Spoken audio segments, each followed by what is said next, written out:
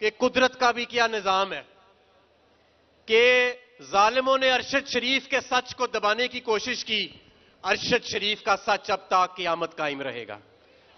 जालिमों ने आजम सवाती को जलील करने की कोशिश की, आजम सवाती आज दलेरी की अलामत बन चुका है पूरे मुल्क में।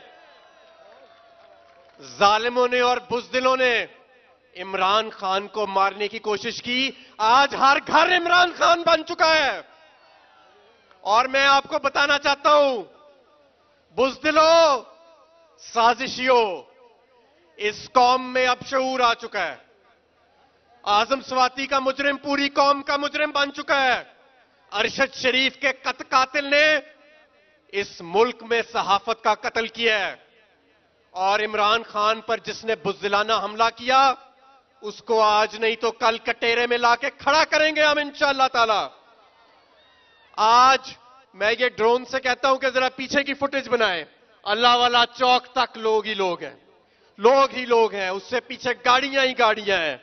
और ये लॉन्ग मार्च पहले से भी ज्यादा मजबूती के साथ अब रावलपिंडी और इस्लामाबाद की तरफ बढ़ रही है। बहुत अच्छी कवरेज की है, ये मार्च की तो जबरदस्त कवरेज थी, बॉल की प्रॉब्लम सबसे बेस्ट थी। सबसे ज्यादा रील्स और सबसे ज्यादा रेटिंग के साथ बोल रहा नंबर 1। सब्सक्राइब करें और बेल दबाएं ताकि कोई खबर रह न जाए।